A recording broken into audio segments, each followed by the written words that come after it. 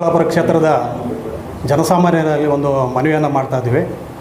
ಏನಂತಂದರೆ, ಒಂದು 15-20 ವರ್ಷಗಳಿಂದ ಚಿಕ್ಕಬಳ್ಳಾಪುರಕ್ಕೆ ಕುಡಿಯೋ ನೀರಿಗಾಗಿ ಅನೇಕ ಹೋರಾಟಗಳನ್ನು ನೀರಾವರಿ ಹೋರಾಟ ಸಮಿತಿಯ ಜೊತೆಗೆ ಅನೇಕ ಸಂಘಟನೆಗಳು ಸೇರಿ ತುಂಬ ಪ್ರಬಲವಾಗಿ ಹೋರಾಟಗಳನ್ನು ಮಾಡ್ತಾ ಬಂದಿವಿ.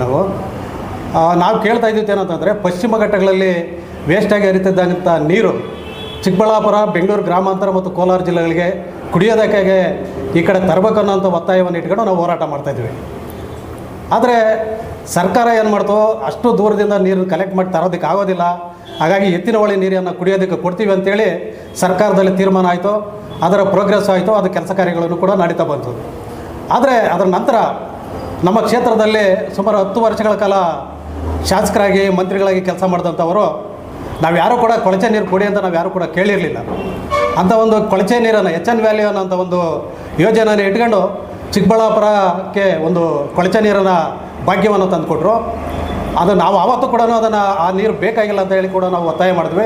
ಕೊಡೋದಾದರೆ ಅದನ್ನು 3 ಹಂತದಲ್ಲಿ ಶುದ್ಧೀಕರಣ ಮಾಡಿ ಈ ಭಾಗಗಳಿಗೆ ಕೊಡಬೇಕು, ಮತ್ತು ಅದು ಕುಡಿಯೋದಕ್ಕೆ ಯೋಗ್ಯ ಅಲ್ಲ, ಕೆರೆಗಳು ಮಾತ್ರ ತುಂಬಿಸೋಂಥ ಕೆಲಸ ಮಾಡಬೇಕಂತ ನಾವು ಮಾಡಿದ್ವಿ. ಆದರೆ 2 ಹಂತದ ಒಂದು ಶುದ್ಧೀಕರಣ ಮಾಡಿ ಈ ಭಾಗಗಳಿಗೆ ನೀರನ್ನು ಕೊಟ್ಟಿದ್ದಾರೆ. ಆದರೆ 10 ವರ್ಷಗಳಲ್ಲಿ ಯಾವುದೇ ಸಂಘಟನೆ ಆಗಿರ್ಬೋದು, ಯಾವುದೇ ಹೋರಾಟ ಸಮಿತಿಗಳಾಗಿರ್ಬೋದು, ಅಥವಾ ಯಾವುದೇ ರಾಜಕಾರಣಿಗಳಾಗಿರ್ಬೋದು, ಯಾರು ಕೂಡ ಅವರನ್ನು ಪ್ರಶ್ನೆ ಮಾಡಲಿಲ್ಲ. ಯಾಕೆ ಈ ನೀರು ಕೊಡ್ತಾಯಿದ್ದೀರಿ, ಯಾತಕ್ಕಾಗಿ ಕೊಡ್ತಾಯಿದ್ದೀರಿ, ಈ ನೀರು ನಮಗೆ ಬೇಡ ಅಂತ ಯಾರು ಕೂಡ ಪ್ರಶ್ನೆ ಮಾಡಲಿಲ್ಲ. ಯಾಕಂತಂದರೆ ಅದು ಒಂದು ರೀತಿಯ ಒಂದು ಸಂಬಂಧಿಕವಾಗಿರ್ತಕ್ಕಂಥದ್ದು ಆಗಿದ್ದರಿಂದ ಅವ್ರು ಯಾರು ಕೂಡ ಪ್ರಶ್ನೆ ಮಾಡಿರಲಿಲ್ಲ. ಆದರೆ ಇತ್ತೀಚೆಗೆ ನಮ್ಮ ಕಾಂಗ್ರೆಸ್ ಸರ್ಕಾರದಲ್ಲಿ ಒಬ್ಬ ಹಿಂದುಳಿದ ವರ್ಗದ ಶಾಸಕರಾಗಿರ್ತಕ್ಕಂಥ ಪ್ರದೀಪ್ ಈಶ್ವರ್ ಅವರು ಶಾಸಕರಾದ ಮೇಲೆ ಇದು ಕೇವಲ 3ನೇ ವರ್ಷ ನಡೀತಾ ಇದೆ. ಇಂಥ ಸಂದರ್ಭದಲ್ಲಿ ಇವತ್ತು ಅನೇಕರು ಉಟ್ಕೊಂಡಿದ್ದಾರೆ ಅವ್ರ ವಿರುದ್ಧವಾಗಿ ಮಾತಾಡೋದಕ್ಕೆ. ಆ ಕಾರಣಕ್ಕಾಗಿ ಇವತ್ತು ಏನು 3ನೇ ಹಂತದ ಶುದ್ಧೀಕರಣ ಪ್ರಶ್ನೆ ಮಾಡಲಿ, ನಾವು ಕೂಡ ಮಾಡ್ತೀವಿ. ಆದರೆ 3 ಜಿಲ್ಲೆಗಳು ಚಿಕ್ಕಬಳ್ಳಾಪುರ ಮತ್ತು ಕೋಲಾರ ಜಿಲ್ಲೆಯ ವ್ಯಾಲಿ ನೀರನ್ನು 3 ಹಂತದಲ್ಲಿ ಶುದ್ಧೀಕರಣ ಮಾಡಬೇಕಂತಂದರೆ ಒಬ್ಬ ಶಾಸಕರು ಒತ್ತಾಯ ಮಾಡಿದ್ರೆ ಆಗೋದಿಲ್ಲ. ಈ 2 ಭಾಗದ ಶಾಸಕರು ಮಂತ್ರಿಗಳು ಸೇರಿ ಸರ್ಕಾರದ ಮೇಲೆ ಒತ್ತಡ ತಂದಾಗ ಮಾತ್ರ ಈ ಕಾರ್ಯ ಮಾಡೋದಕ್ಕೆ ಸಾಧ್ಯ ಆಗುತ್ತೆ.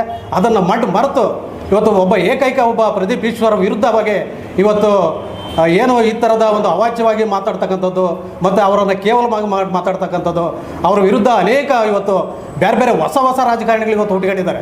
ಅವ್ರಿಗೆ ವಿಚಾರನೇ ಗೊತ್ತಿಲ್ಲ, ನೀರಾವರಿ ಹೋರಾಟ ಯಾವಾಗ ಪ್ರಾರಂಭ ಆಯಿತು ಅನ್ನೋದು ಗೊತ್ತಿಲ್ಲ, ಯಾತಕ್ಕಾಗಿ ಬಂತು ಅನ್ನೋದು ಗೊತ್ತಿಲ್ಲ. ಆದರೆ ಇವತ್ತು ಕೆರೆಗೆ ಹೋಗೋದು, 2 ಬಾಟ್ಲ್ ನೀರು ತರೋದು, ಅದನ್ನು ಜನರ ಮುಂದೆ ಪ್ರಚಾರ ಮಾಡ್ತಾ ಇವತ್ತು ಅನೇಕ ಒಂದು ಶಾಸಕರು ವಿರುದ್ಧವಾಗಿ ಮಾತಾಡೋದಕ್ಕೆ ಇವತ್ತು ಪ್ರಯತ್ನ ಪಡ್ತಾ ಇದ್ದಾರೆ. ಹಾಗಾಗಿ ನಾವು ಇವತ್ತು ಏನು ಇದೇ ತಿಂಗಳು 15ನೇ ತಾರೀಕು ಚಿಕ್ಕಬಳ್ಳಾಪುರ ಬಂದ್ಗೆ ಕೂಡ ಕರೆ ಕೊಟ್ಟಿದ್ದಾರೆ. ನಾವು ಪ್ರಜ್ಞಾವಂತರಾಗಿರ್ತಕ್ಕಂಥ ಪ್ರತಿಯೊಬ್ಬ ಜನ ಕೂಡ ಇವತ್ತು ನಾವು ಏನು ಕೇಳಬೇಕಾಗಿದೆ, ನಮ್ಗೆ ಕುಡಿಯೋದಕ್ಕೆ ನೀರು ಕೊಡಬೇಕು, ಎತ್ತಿನ ಹೊಳೆ ಬೇಗ ಮಾಡಿ, ಇಲ್ಲಾಂತಂದರೆ ಆಂಧ್ರ ಭಾಗದಲ್ಲಿ ಹೋಗ್ತಕ್ಕಂಥ ಕೆರೆ ನದಿ ನೀರನ್ನು ನಮಗೆ ಕೊಡಿ ಅನ್ನೋಂಥ ಒತ್ತಾಯ ಮಾಡಬೇಕಾದ್ರೆ ಒಂದೇ ಚಿಕ್ಕಬಳ್ಳಾಪುರ ಮಾತ್ರ ಬಂದ್ ಮಾಡ್ತಕ್ಕಂಥದ್ದು ಇದು ವ್ಯವಸ್ಥಿತವಾದ ಒಂದು ಕಾರ್ಯ ಅಲ್ಲ. ಇದನ್ನು ನಾವು ಗಮನದಲ್ಲಿ ಇಟ್ಕೊಂಡು ಮಾತಾಡೋದಾದರೆ ಶಾಸಕರು ವಿರುದ್ಧವಾಗಿ ಮಾಡ್ತಕ್ಕಂಥ ಕೆಲಸ ಆಗಿರ್ತದೆ. ಹಾಗಾಗಿ ಇಡೀ ಅವ್ರ ಒಳ್ಳೆಯ ಮನಸ್ಥಿತಿ ಏನಾದರೂ ಇದ್ದಿದ್ದರೆ ಕೋಲಾರ, ಚಿಕ್ಕಬಳ್ಳಾಪುರ 2 ಜಿಲ್ಲೆಗಳನ್ನು ಬಂದ್ ಮಾಡಿದರೆ ನಾವು ಕೂಡ ಅವ್ರ ಜೊತೆಗೆ ನಿಂತು ಬಂದು ಬೆಂಬಲವನ್ನು ಕೊಡ್ತಾ ಇದ್ದೀವಿ. ನಾವು ಕೂಡ ಹೋರಾಟದಲ್ಲಿ ಭಾಗವಹಿಸ್ತಾ ಇದ್ದೀವಿ. ಆದರೆ ಇವತ್ತು ಏಕೈಕ ಚಿಕ್ಕಬಳ್ಳಾಪುರ ತಾಲೂಕನ್ನು ಮಾತ್ರ ಕೇಂದ್ರವಾಗಿ ಇಟ್ಕೊಂಡು ಬಂದ್ ಮಾಡ್ತಾ ಇರೋದ್ರಿಂದ ನಾವು ಯಾರು ಕೂಡ ಅವ್ರ ಜೊತೆಲಿ ಭಾಗವಹಿಸಿದ್ದಲ್ಲ, ಬಂದ್ಗೆ ಸಂಪೂರ್ಣವಾಗಿ ನಮ್ಮ ಬೆಂಬಲವನ್ನು ನಿರಾಕರಣೆ ಮಾಡ್ತಾ ಇದ್ದೀವಿ ಅಂತ ನಾನು ಈ ಸಂದರ್ಭದಲ್ಲಿ ಹೇಳೋದಕ್ಕೆ ಇಚ್ಛಪಡ್ತಾ ಇದ್ದೀನಿ.